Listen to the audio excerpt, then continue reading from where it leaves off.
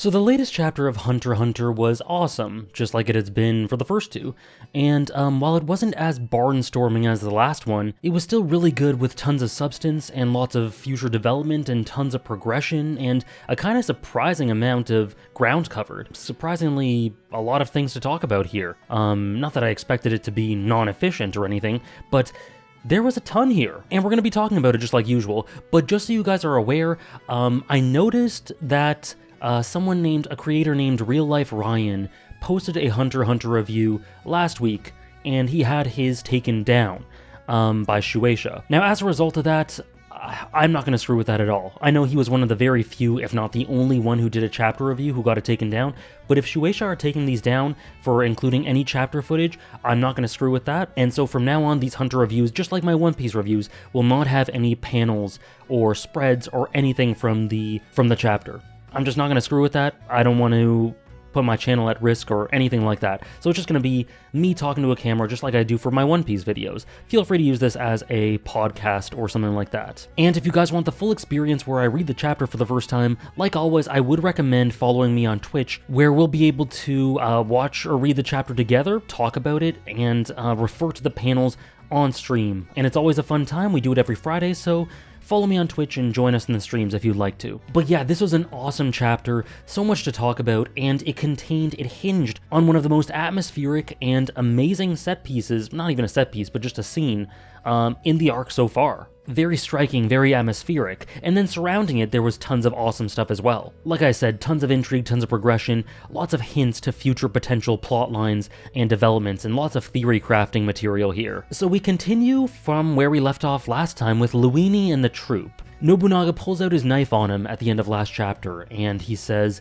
he's kind of just sick of his nonsense. And Luini says, no, hold on, I don't want to fight you. I just thought you were one way, and you just ended up being another way, and it's fine, I just want to take down this world together. Let's burn the world to the ground, is what he says. And he is promptly immediately taken out by Nobunaga, who strikes his sword straight through his face. The drawings here are great. Nobunaga looks really, really, sort of oppressive and dark and really raw, and, some of the illustrations of the anime episode and the manga chapters as well, for the equivalent of episode 50, I believe it is, where we have lots of close-ups on Nobunaga sort of grieving after Uvo. A lot of the illustrations here reminded me of that, and I love seeing him in that mode again. But he says something along the lines of, you want to destroy the world? I'll destroy you, in response to what Luini said. And that makes total sense. If you think about the troops' ideals and philosophy and motive, it just makes total sense that they wouldn't want the world to burn down. They need the world to exist to be able to do what they do within it. They need to express themselves through what they do.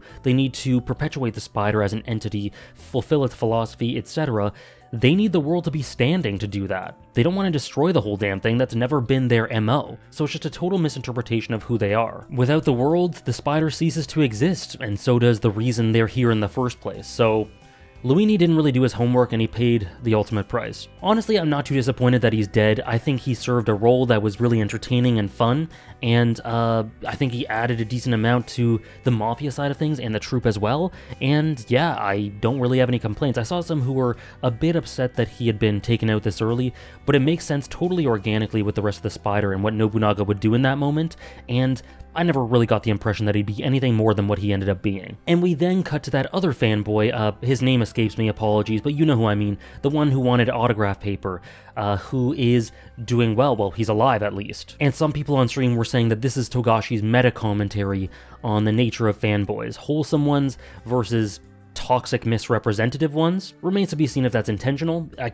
could easily be the case. It could be intentional. Either way, I think it's a lot of fun to think about and see in execution. But yeah, this guy comes back with a troop. He's fanboying the whole time. It's very kind of adorable in a very morbid, dark, twisted way, of course. And then the troops straight up tell this guy, along with the obvious stuff about Hisoka, they want to search out Hisoka and they want to do all the stuff they need to get him. Obviously, the stuff they've been doing this whole time. In addition to that, they want information about the High Lee family, and they are now going to be in conflict with them, just like it seems everyone else is. So they want information on them, and they want to pursue them and take them out. So we have a potential plot line of the troop, the spider versus Morena. I imagine if that ends up happening, who knows if it will come to fruition in that way. There are a lot of things that can curtail that, but if it does, it'll be endgame for the arc. I hope so. But very promising nonetheless. I love the promise in that potential plotline now that they're looking for the High Lee family. We then cut to the members of the High Lee family who are looking at Luini's body, which has been totally brutalized. And they're just like, oh shit. There are some fun designs among them, and there are some fun occupations. One is a mercenary transporter. The unofficial translation actually said human trafficker. So, bit of a different distinction there. But there's this mercenary transporter. There is also a guy who's a pro gamer. So people from all walks of life who've banded together, most of them around level 20. The mercenary transporter was level 26, I think, so he has his power. And they're all talking about how they're going to replace Luini's influence and the role he had prior to it. And they're kind of out of their depth. They don't really know what to do to compensate. And you can tell they need to learn some things. But we again get this idea of Morena being this dark goddess, this dark goddess who brings these people of different walks of life together for these dark purposes, for her purposes, just through the simple occupations and the different people here, and just seeing them interact in these ways, it really gets that across once more. Like I said, they're pretty incompetent, this is a bit of a blow, what's happened, but they go to Morena for advice and they're kind of very dependent on her for strategy. They ask her for advice and they call her the Game Master, as she offers some pretty good advice as well. It was great to see Morena, even if it was just for a couple of panels, and even if we just saw like a tiny bit of her. I need my Morena crumbs. Any way in which she can be introduced into the story or reintroduced is fine by me. And she's strategically sound, like I alluded to. Pretty cold, pretty detached, unemotional, giving good, sound tactical advice, and kind of keying her people into how they should be thinking in a conflict like this. The guys who were with Padui are back as well, and come to report to her as well. And it makes sense that she would be this cold and detached and strategic to destroy this dung heap of a world, as that famous chapter said, as she said in that famous chapter rather. As she needs to destroy this dung heap of a world, that is her goal. She cannot be overly emotional about it. She has to be intelligent and clever and tactically astute and all that kind of thing. So some cool stuff with the High Lee family and her, and I imagine they'll improve quite a decent amount using her advice and understanding how to proceed from here. So Zakuro wakes up actually, and he and Lynch are in some sort of garbage disposal area. I kinda dreaded what was gonna happen to them at the end of last chapter when they left with Hisoka. I wondered if who they would take him to. I said Zhonglei and then I corrected myself, that wasn't gonna be possible obviously, but I didn't really know what was gonna happen with that. Turns out Hisoka was just going with them, and according to his whim, he just decided to go and see a movie. That alone was proof enough for me to say, this is definitely Hisoka. This is such a Hisoka thing to do, to just go, you know what, I actually want to see this movie. But then it was pointed out in my chat that Lynch says it was Hisoka, and she obviously wouldn't say that if she didn't use her power or understood through using her power that it was definitely Hisoka, because of her ability being able to confirm it. So I'm pretty sure that we can put to bed all the theories about this being Illumi or someone else and it not being Hisoka. I just think through the way he acts, it just feels like him. And the means for which it could be someone else seem to be dwindling. So I'm not saying it's impossible, but I'm pretty much convinced that this is Hisoka at this moment in time. Zakuro and Lynch then go tell Hinrig about what happened with them, and then they say they'll go after the spider's leader. Yikes. But then they say they'll explain the need for balance, how they need to take out the High Lee family to then strike balance between all the Mafia families and equilibrium. And they say they'll explain all of this to the troop and the troop's leader, Chrollo, in exchange for Hisoka's location. And an interesting thing here is their talk about balance, about this balance that needs to be struck. This is a word that's been repeated throughout the chapter here, a lot of times. This idea of balance and what it means for these people and different definitions of balance. I don't have any conclusions to make necessarily, but it was just dwelled upon a decent amount, so I thought it was interesting to bring it up because Hinrig talks about it, Zakuro talks about it, and then Wang later on as well talks about it too. But anyways, yeah, so they want to tell the troop Hisoka's location in exchange for getting rid of the High Lee family, achieving balance, whatever. And this might, this directly works into what the Spider want anyway. They literally said earlier, we'll look for the High Lee family, and they may be able to wait to go for Hisoka until after that's taken care of, so, I can see them taking this deal. And then we go to my favorite scene in the chapter, the Hisoka scene, Hisoka in the theater. It's such an atmospheric scene, you can just feel the foreboding silence here, or the really quiet but ominous track that might be playing whenever this is adapted, if this is ever adapted. And Hisoka's just front and center, or maybe not front, but center, watching this film. we see that it was actually the Thing, which is interesting given the boat and all that's going on there. And he's also in theater number 8. Now, the first thing you would think of when you see that this is theater number 8 is obviously Shizuku being the number 8 on the spider. Could this potentially be foreshadowing that she is done for? Shizuku is definitely one of the characters on the spider that I think could die quite soon, or one of the next ones to die, so it could easily be foreshadowing or just a little bit of a hint to that. But it could be nothing as well. It could just be we're overthinking it. Who knows? But either way, interesting thing to think about, and I could definitely see it being the case. So is this a hint to the end of Shizuku? We'll see, but she definitely feels like one of the most disposable spiders to me, so we'll see in the future chapters. But it's just so dramatic. Like I said, he's just watching this movie in this theater, and it clears out except for Hinrig and some guys behind him. And what Hinrig essentially asks him to do is to go chill, go vibe in Tier 1 of the ship. For now. He's found a way to give him some VVIP accommodations, and he says, just go to the first tier there, just go sit there, wait for us to finish this conflict between the troop, them, the Cha'ar family, and the Hai Li family. Wait until we take care of the Hai Li family and balance is restored, and then once doing so, you can come back or do whatever you need to do. But at the moment, since we're allied with the troop and the Cha'ar family, it's a three-pronged attack, I guess, against Morena and the Hai Li family, we don't want to make enemies of you, is straight up what Hinrig says, because them being allied with the troop, if Hisoka goes after the troop, there's a problem here. Hisoka is going to be then against them because they're allied with the troop. So Hinrig doesn't want that. He says straight up to Hisoka, I don't want to face you. You and the troop are so beyond me. And what's funny is that when Hinrig brings this up, like, so the problem here, Hisoka, is that we're with the troop. If you attack the troop, we're going to be in conflict with you. And Hisoka just goes, that's fine. I don't mind chaos. God, I love him. But Hinrig does mind. He values his life, he knows that he's at great risk, and he's very, kind of humble in saying, you're stronger than us. We're gonna die if we take you on.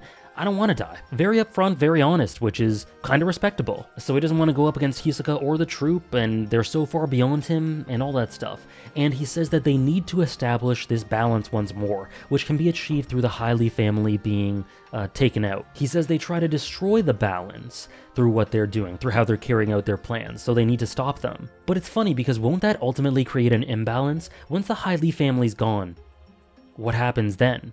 Is it just going to be a truce? I highly doubt it. So it's interesting. There seems to be either an unwillingness to think long term or an unwillingness to verbalize about what might happen long term. Either way, I don't think it's going to be that simple. It's not going to be you take out the Hai Li family and then all's good, all's balanced. I don't think so. And nonetheless, like, will they even be able to take out the Hai Li family? I have doubts that it'll be that simple as well. Either way, interesting, and the mention of balance once again. And Hinrig concludes, we don't want to get in the middle of your fight with the spider. Ultimately, I want it to happen. I want it to ensue. I don't want to be able to watch from the sidelines as these two legendary powers duke it out here. I want to have a front row seat. It'll be legendary. He wants to witness it. It almost feels meta once again. Togashi's been quite meta in the last couple of chapters here, as Hinrig seems to be, the audience surrogate for a lot of people who just want to see them throw down. And the meta aspect of it continues as Hisoka says, whose side are you on? And Hinrig says, I'm a bit of a Spiders fanboy, sorry about that. And Hisoka goes, who do you like best, or who do you like most on there? And he goes, all of them. This is one of those guys who can't really rank his top favorites. I sympathize with that. And Hisoka likes his answer. He says, I don't dislike honest people. And there are a few people that can come to mind when you think of honest people within this setting, and a lot of people you can think of when it comes to dishonest people.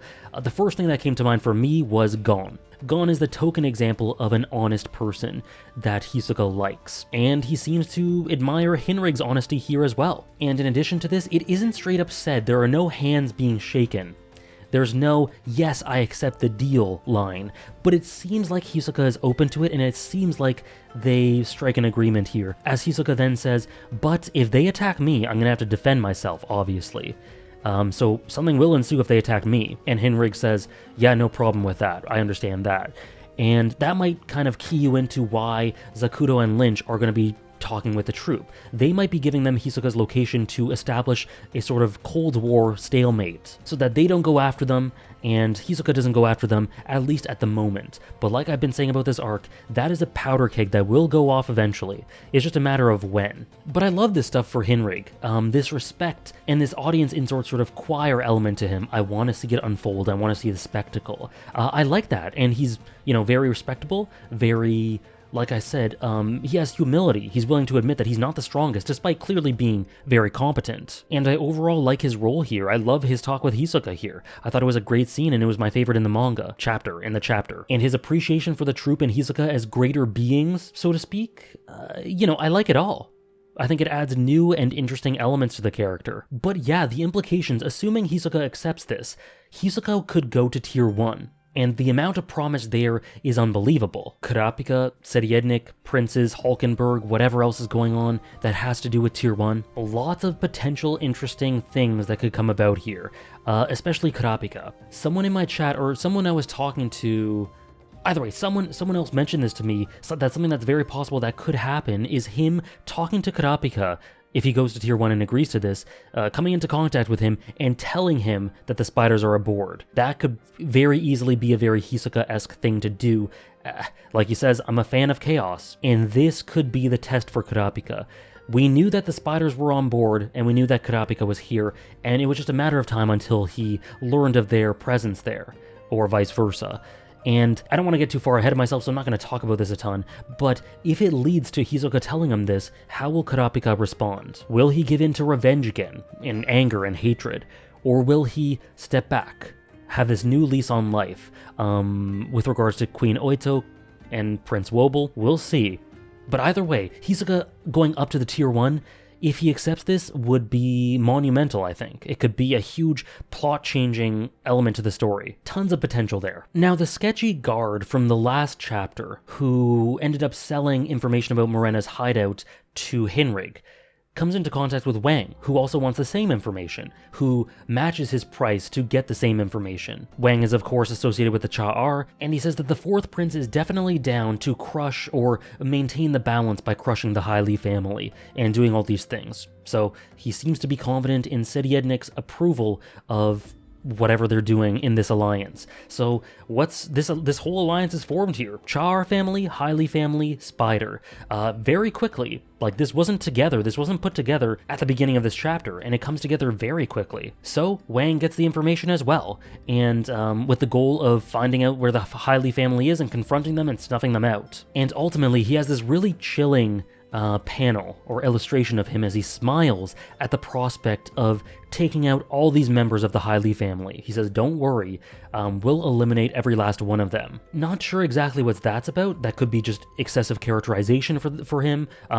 Either way, I enjoyed it quite a bit, and I want to see a bit more of that from Wang as we go forward, though we'll see how much longer he's in the story. I don't know about that one. But this alliance is formed between the Cha'ar and the Jiyu family. I don't imagine it'll last super long, but at the moment, they have it together, and they're using it to seek out Morena and the Hy Lee family. The sketchy guard guides them to this cabin where he says, I think this is it. I think this is where it's being hidden. And there is an old man there. And it seems like this old man was one of the people who was part of Chapter 378, part of the Hy Lee family. Like, if you look at Chapter 378, the Morena chapter, I believe that's the Morena chapter, let me just double check. Yes, Chapter 378, which is also called Balance, which is where that theme of balance, which I mentioned, that's a literal chapter of this, and it seems like Hinrig and Wang and Onior and Brocco Lee, who's head of the the Cha'ar family. In this chapter, they do discuss the concept of balance, and it's been brought up again in this chapter. So anyway, that's a bit of a digression.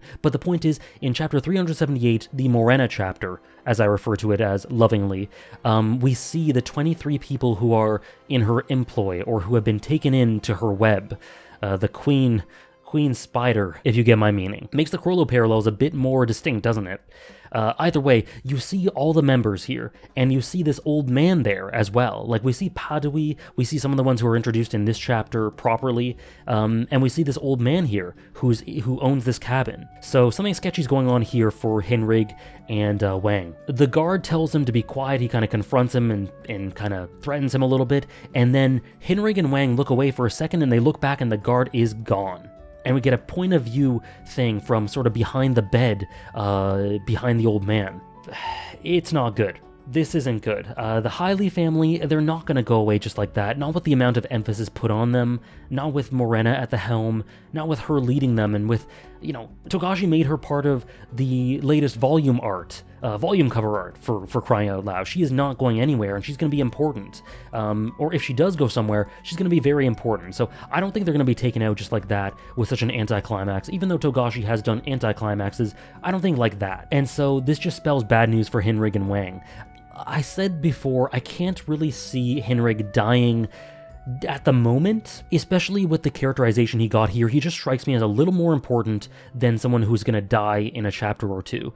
But who knows? Togashi surprised me before. Wang, I think, might be a little bit more at risk, but either way, we'll see. What I do know is that things are not going to go swimmingly. They already haven't. And the old man 3 times repeats the phrase, "I haven't done anything wrong," and there is emphasis put on that. Now, could that be some sort of condition for an ability? Very easily. We'll see next chapter, I assume. But that's where it ends off. That's where the chapter ends. I thought it was fantastic. I thoroughly enjoyed it. I liked the art. I thought the art was really good as well, especially some of the stuff with Nobunaga and some of the theater scenes and the way the paneling worked and how it kind of mirrored itself. Some people in chat were pointing out to me that the theater scenes kind of from page to page mirror one another, which is really interesting. So I love that theater scene for all the reasons we talked about before, but there was so much plot promise as well. Hisoka potentially going to Tier 1. What implications that could have? That's a whole rabbit hole. The alliance between the Cha-R and Jiyu family and the Spider as well. And could they eventually confront Morena? Could these guys be sacrificial lambs for that? We'll see. The potential for the Hailey family kind of growing in prominence and learning from their mistakes. Some nice core characterization for the Spider to progress things from last chapter. They don't want to destroy the world, etc. The stipulations and variables surrounding the deals that have been set by Hinrig and Zakuto and Lynch, and how that might play out as they try to go to talk to Chrollo or people in the Spider to establish this. But it seems like the alliance has already been established. It seems like it's assumed. So I'm not sure if that was done off screen, or they're just assuming, or if it's been agreed through what was said through Finks, Nobunaga, and Phaeton. I'm not sure exactly, but Zakuro, I'm sure we're gonna continue to watch him and where he goes, so it'll be interesting to see what he does in terms of communicating this to the Spider. And we're slowly inching our way towards a point where Morena will be front and center, I feel like, as people get closer and closer to confronting and trying to snuff out the Hailey family. Morena gets closer and closer to being a prominent character in a chapter again. I loved seeing her here. I want more. But yeah, for next chapter, we'll see how the Mafia stuff plays out with Hinrig and Wang and whatever's going on with this old man's cabin and what may be this base. And all that sort of thing. We'll see if we have Hisoka again. Soon enough, I'd love to see some reintroductions from characters we haven't seen in a while. Like, maybe not Kurapika, but maybe someone like Jing or Pariston, Leorio, some of the Zodiacs. I would love to see them soon. Not next chapter or anything. That is, I think that's asking for a bit too much, but I'd love to see their reintroduction. Because I think they contribute a ton to the story, and Togashi always knows when to bring characters back into it, so we'll keep an eye on that. Either way, thank you for listening to me rambling. Tons of theorizing and potential plot progress evident in this chapter. Lots of things happened. Probably my second favorite of the 3 so far, and it just fills me with excitement for the future developments of the arc and next chapter and beyond. So please feel free to share your thoughts about this chapter, what you think might be happening with any of the plot points we talked about, any speculation, things like that, and yeah, thank you so much. I will continue to try to do these videos dependent on my availability, but we'll see how it goes in the future. I hope to have the time to be able to do them every week like I mentioned before, but we will see if I'm able to follow through with that. If I'm not able to follow through with that, check out my second channel where the VOD of the Friday reaction streams will start being posted if I can't do these weekly reviews. But that's a last resort, and I will try my utmost to be able to put these out every week for you guys. Thank you so much. Thank you so much for the feedback, and hope you enjoyed and have a great day, guys. See you next week for the next one of these. I can't wait.